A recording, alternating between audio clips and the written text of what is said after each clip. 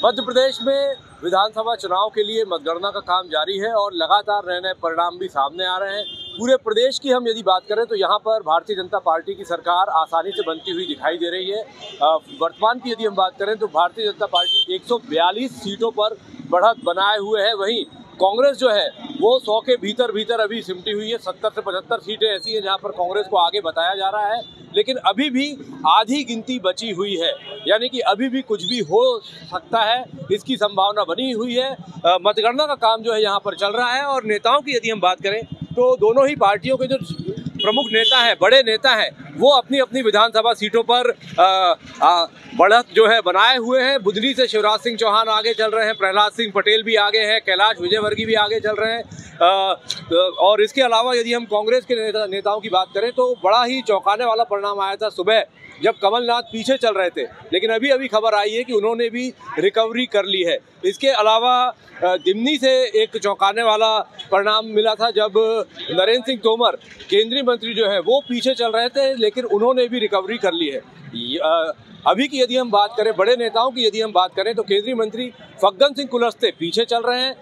मध्य प्रदेश सरकार के गृह मंत्री नरोत्तम मिश्रा वो भी पीछे चल रहे हैं। ये एक दो बड़े ऐसे चेहरे हैं जो अभी भी पीछे चल रहे हैं। बाकी जितने भी बड़े नेता हैं दोनों पार्टी के, वो सभी सुरक्षित रूप से अपनी बढ़त को बनाए हुए हैं। पूरे नतीजे घोषित होने में अभी भी 5 से 6 घंटे का वक्त लगेगा, लेकिन कार्यकर्ताओं की यदि हम बात करें, मैं अपने कैमरा पर्सन से कहूंगा पीछे की तरफ दिखाएं किस तरह से कार्यकर्ता जो है वोटिंग सेंटर, मतगणना केंद्र जो है उसके बाहर पहुंच रहे हैं। उसकी तादाद आप यहां पर देख के अंदाजा लगा सकते हैं। यहां पर कांग्रेस के कार्यकर्ता भी हैं, भारतीय जनता पार्टी के कार्यकर्ता भी हैं और निर्दलीय कार्यकर्ता भी हैं। भारतीय जनता पार्टी जो है वो एक अच्छी खासी बढ़त बना करके रखी है। अंकित उपाध्याय यहाँ पर हमारे साथ में मौजूद है। अंकित भाई, शुभकामनाएं भी दे कि इंतजार करें थोड़ा। आपको बहुत बहुत धन्यवाद। इंतजार की अब जरूरत ही नहीं है, क्योंकि मध्य प्रदेश में पहले ही तय हो गया था, कोई टक्कर का विषय ही नहीं है। शिवराज जी और मोदी जी के कारण ही पूरी मध्य प्रदेश में जो लहर चली है और लाडली बहनाओं की कृपा और आशीर्वाद से ही भाजपा की सरकार बनी है। और अब इंतजार की कोई घड़ी है ही नहीं, जीत हो चुकी है, एक तरफा सरकार बन चुकी है। कांग्रेस तो कहीं से कहीं तक टक्कर में थी ही नहीं। मोटा मोटा आकलन जो है इसमें कोई शक नहीं है, मोदी जी का चेहरा सबसे बड़ा चेहरा है।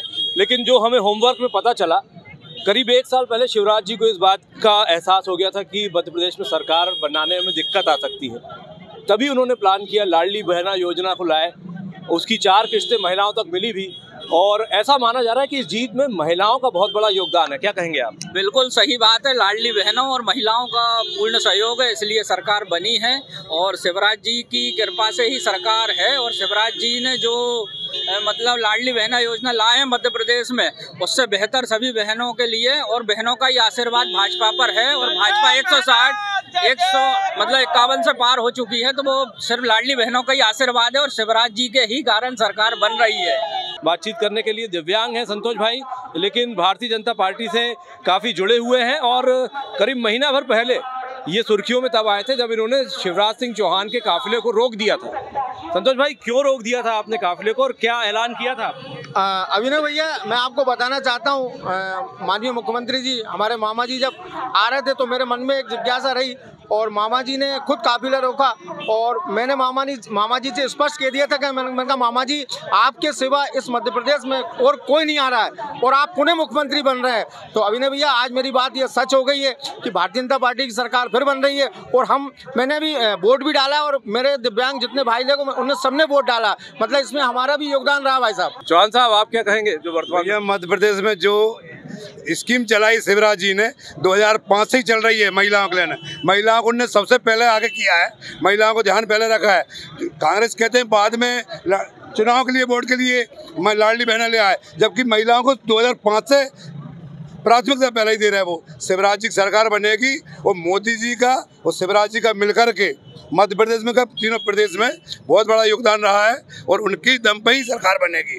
और लोकसभा में भी बहुत भारी बहुमतों से लोकसभा में भी मोदी जी जीतेंगे और प्रधानमंत्री मोदी जी बनेंगे। चलिए, सुना आपने, एक बार फिर से मध्य प्रदेश में डबल इंजन की सरकार बनने जा रही है। भारतीय जनता पार्टी के लोगों की यदि हम बातों पर यकीन करें तो सेमीफाइनल यानी कि ये वाला चुनाव जो है विधानसभा का, ये भारतीय जनता पार्टी जीतती हुई दिखाई दे रही है, बहुत सुरक्षित मेजॉरिटी की तरफ बढ़ती हुई दिखाई दे रही है। साथ ही साथ दावा इस बात का भी किया जा रहा है कि अगले साल यानी कि 6 महीने बाद 2024 में फाइनल यानी कि जो लोकसभा चुनाव होने वाला है उसमें भी भारतीय जनता पार्टी ही जीतेगी। ऐसा दावा भारतीय जनता पार्टी से जुड़े हुए नेता यहाँ पर करते हुए दिखाई दे रहे हैं। रही कांग्रेस की बात, तो कांग्रेस दूर दूर तक यहाँ दिख नहीं रही है। मैं परिणाम की बात नहीं कर रहा, यहाँ पर मौजूद लोगों की बात कर रहा हूँ कि यहाँ पर कोई कांग्रेसी दिख जाए तो कांग्रेसी अभी फिलहाल यहाँ पर दिखाई नहीं दे रहे हैं। साफ है कि जिस तरह से नतीजे सामने आ रहे हैं उसी वजह से कांग्रेसी भी सामने आने से थोड़ा बच रहे हैं। अभिनव उपाध्याय, श्रेष्ठ भारत। श्रेष्ठ भारत पर खबरों से जुड़े रहने के लिए चैनल को सब्सक्राइब करें, बेल आइकन दबाएं और देखते रहें श्रेष्ठ भारत।